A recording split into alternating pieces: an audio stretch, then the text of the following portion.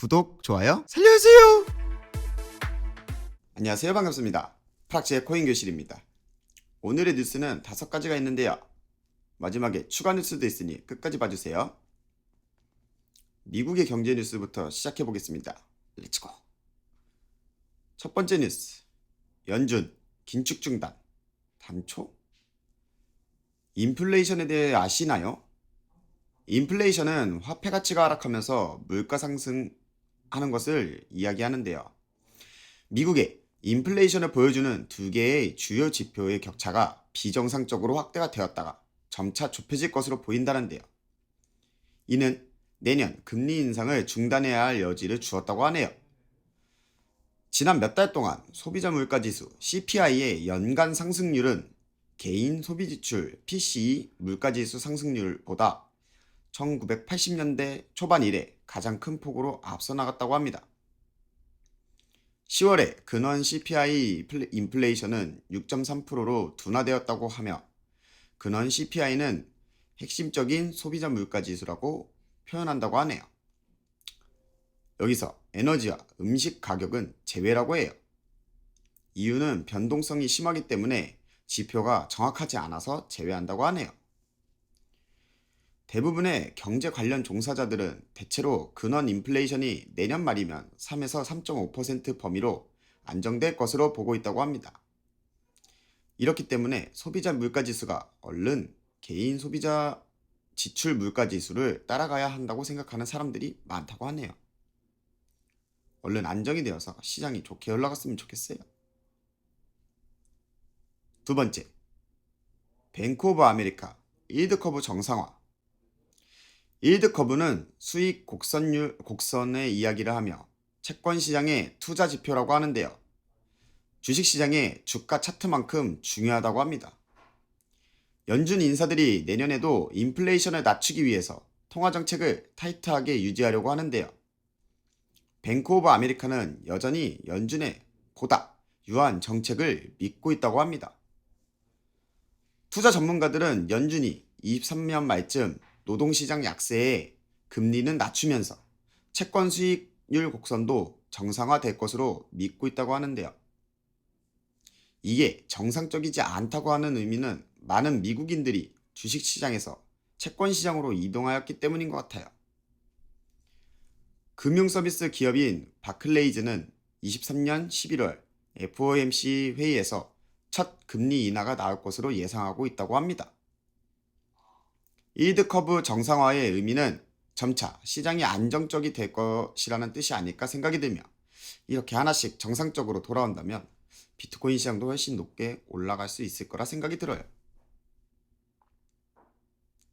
세 번째, 중국 증시 랠리. 현재 중국의 제로 코로나 정책 완화로 중국 증시 시장이 세계적으로 관심을 가지고 있는데요. 중국의 증시 시장이 다시 열리면서 투자가 엄청나게 이루어졌다고 합니다. 항생 중국 국가 기업 지수가 화요일 6.2%나 급등하면서 달러 역 위안화 환율은 한때 1.2% 넘게 하락했다고 합니다. 지난 주말에 엄격한 봉쇄 정책에 반발해서 중국 곳곳에서 심한 시위가 벌어지며 제로 코로나 정책의 조기 종료 기대가 높아지면서 중국 보건당국이 화요일 오후 언론 브리핑을 통하여 노인들의 백신 접종을 보다 빠르게 하며 과도한 방역 규제를 피해야 한다고 강조함으로 인해서 줄었던 투자 심리가 높아진 것으로 보입니다. 또한 중국 당국이 줄어들었던 부동산을 구제하기 위해 상장 건설 업체의 주식 발행을 수년 만에 허용하고 중국 채권보험공사의 보증 담보를 확대하는 등 기업의 자금 도달하는 방식을 적극적으로 개선하고 있다고 합니다. 하지만 시진핑 주석의 의사결정 방식 때문에 봉쇄를 푸는 방법에 대해서는 한계가 있다고도 하는 사람들이 많습니다. 중국의 이러한 경제 완화가 된다면 줄어들었던 투자 심리가 올라가면서 세계적으로 좋은 영향을 미칠 것으로 보이는데 잘 되어서 비트코인 시장도 같이 날아갔으면 좋겠습니다. 네 번째 뉴스, ECB 속도 조절론. 11월 독일의 인플레이션이 둔화되면서 유럽 중앙은행이 금리 인상 속도를 조절해야 한다는 주장에 힘이 실리는 모습인데요. 유럽 최대 경제국인 독일의 소비자 물가 오름폭은 전년 대비 11.3%로 예상치에 비슷하게 올라갔으며 이전치 12.6%에서 내려갔는데요.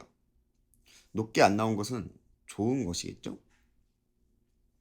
스페인의 경우 시장 예상치보다 크게 낮은 6.6%로 4개월 연속 낮게 나왔으며 벨기에 역시 10.6%로 상당폭 낮아졌다고 합니다.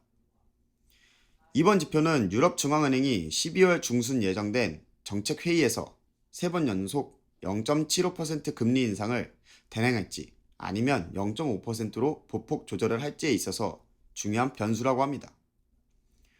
물가 상승률의 하락은 좋은 소식이지만 다른 부분에서의 지표가 아직 높기 때문에 지켜봐야 한다는 것 같아요. 그래도 조금씩 잡혀나가는 것 같아서 좋네요. 5번째, 영국 인플레이션 고착화 우려. 영국의 중앙은행 정책위원인 캐서린 만은 기대 인플레이션이 점점 확정시되고 있어 2% 목표 수준의 2배인 4%를 향하고 있다고 걱정했다고 합니다. 코로나 이전엔 2% 아래에 있던 서비스 물가 상승률이 이제 3%를 넘어서고 있어 기대 인플레이션의 변화를 크게 주었다고 하네요. 이에 따라 캐서린만은 공격적인 금리 인상을 찬성해왔으며 기대 인플레이션이 올라가는 것을 막기 위해 금리 인상이 아직까지는 중요하고 필요하다고 했다고 합니다. 현재의 전 세계적인 인플레이션이 심각해서 대부분의 나라들은 금리 인상을 빠르게 한다는 의견이 많은데요. 그렇다고 해서 잡히면 다행이겠지만 안 잡힌다면 전 세계적으로 시장에 좋지 않은 영향을 미칠 것으로 생각이 들어요. 마지막 추가 뉴스 관련해서 말씀드릴게요. 현재 FTX 관련해서 여러 기업들이 파산 신청을 하고 있다는데요.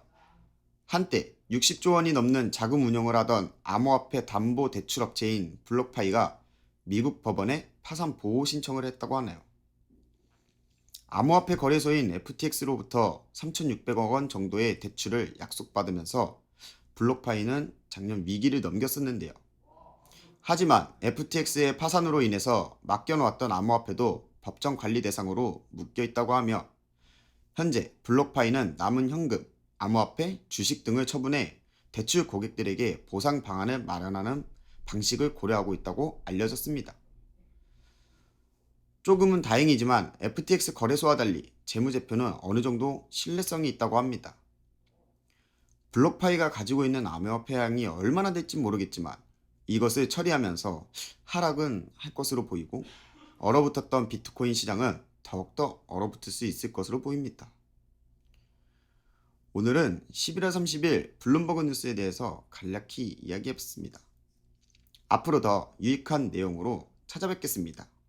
다 같이 성공하는 그날까지 가려면 구독, 좋아요는 저를 살려주는 원동력입니다. 부탁드립니다.